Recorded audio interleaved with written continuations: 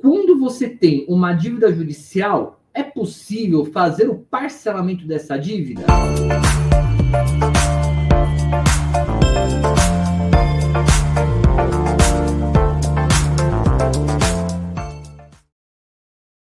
Sejam bem-vindos ao nosso canal. Se você está caindo aqui de paraquedas, se inscreve, deixa seu like, é muito importante aqui para ajudar o nosso canal. E principalmente, se você ainda não me segue nas redes sociais, quer conversar comigo, tirar alguma dúvida, me segue no meu Instagram, @prof.paulo_teófilo, ou pode também me adicionar no e-mail, paulo@consultoriatb.com.br. Agora, gente, vamos falar agora um pouco sobre parcelamento de dívida judicial. Muitos clientes me perguntam, dizendo assim: doutor Paulo, eu posso parcelar uma dívida na justiça? Às vezes o cara fala assim, joga para o juiz lá, que eu só posso pagar em 10 vezes. Não é assim que funciona, porque se você tem um parcelamento que a pessoa que está te cobrando aceitou, isso é um acordo. Então você fez um acordo com aquela pessoa para que aquela pessoa receba daquela forma. Agora, a questão é, existe alguma forma de eu tentar legalmente fazer o parcelamento, ainda que a parte necessariamente não aceite um acordo? Mais ou menos. E é isso que eu quero explicar. Eu apresento para vocês aqui, vou colocar em tela, o artigo 916 do Código de Processo Civil. Eu vou até aumentar aqui para vocês verem. O artigo 916 do Código de Processo Civil, ele vai falar o quê? No prazo dos embargos. Isso aqui é numa ação de execução. O que é uma ação de execução? Uma ação que te cobra uma dívida para você pagar, não para que você se defenda daquela dívida, mas é já para você pagar. Você está executando a dívida. Então, nesta ação, você reconhece o direito do crédito, deposita 30% daquele valor no processo e faz o parcelamento em 6 vezes. Quando você faz o depósito de 30% e o parcelamento em 6 vezes, a parte que está no parágrafo 1º aqui, ele vai ser intimado para se manifestar em 5 dias. E aí, enquanto demorar, dele demorar para se manifestar, ou o juiz demorar para decidir, você tem que estar depositando os valores. Se o juiz aceitar, você continua depositando e a parte faz o levantamento. Agora, se o juiz não aceitar, aí você vai ter que depositar o saldo à vista, que é aqui o parágrafo 4º, indeferida a proposta, servir-se-ão os atos executivos, mantendo o depósito que será convertido em penhora. E aí você vai ter que depositar o restante de uma vez, tá? O não pagamento de qualquer das parcelas tem os vencimentos de multa, etc. Agora, uma coisa que me importa aqui muito é o parágrafo 7º, que é o quê?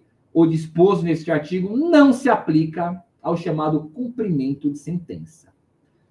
O que é o cumprimento de sentença? Não confundam eu ter uma ação de execução, que é quando eu tenho uma coisa chamada título executivo. O que é o título executivo? É eu ter um crédito contra você, que eu não estou, você não tem como contestar aquele crédito. Por exemplo, um cheque assinado, uma nota promissória assinada, um documento bancário, que ele vai entrar com a chamada ação de execução. E aí, em vez de você tentar se defender por meio de embargos, você faz isso. O cumprimento de sentença é quando você tem uma ação que você teve defesa, apresentou a sua contestação, foi levado para o juiz e o juiz decidiu que você tem que pagar. Isso é uma ação de conhecimento. E aí, quando ele vai começar a fazer a penhora, é chamado cumprimento de sentença. Como, por exemplo, no seu trabalho. Quando você sofre uma reclamação trabalhista, você, empregador, você vai receber a carta de citação para pagar aquela dívida? Não, para contestar. Então, você vai fazer a contestação, o juiz vai julgar, vai para o Tribunal do Trabalho, e depois de todo aquele procedimento, o juiz ele vai determinar qual o valor que você tem que pagar. E aí como que vai funcionar isso? Por cumprimento de sentença. Então, eu posso fazer isso no cumprimento de sentença? Não, você não pode fazer isso no cumprimento de sentença, porque isso aqui é específico para os embargos de execução em ações de execução de título extrajudicial. O que muitas vezes as pessoas fazem? Fundamentam uma aplicação com base no princípio da menor onerosidade do devedor. Porque existe um princípio de execução que diz assim, a execução tem que correr da forma menos gravosa para o devedor, e ele tenta fundamentar com base nisso. E é um fundamento que alguns juízes aceitam, já vi juízes aceitando, então é uma coisa que ainda não está bem discutido, porque a lei pode falar, você tem um princípio jurídico que fala que pode ser aceito. Então você entra, faz o depósito de 30%, se você não pode fazer de outra forma, e pede parcelamento em 6 vezes. A parte autora vai se manifestar, e ele pode negar. E aí o juiz pode negar e, nesse meu tempo, você vai depositar o excedente. Ou, se ainda quiser recorrer, pode ser que você ainda recorra com recurso de agravo e tenta fazer a reversão no tribunal. Se tiver suspenso essa obrigação, você vai depositando as parcelas. De repente, você já até quitou. Fizeram isso comigo uma vez. Fizeram isso comigo. A pessoa fez, eu falei, não quero receber em 6 vezes. E até sai algum despacho, o cara tá pagando. Então, na demora, acabou acontecendo. Existem essas situações que acontecem.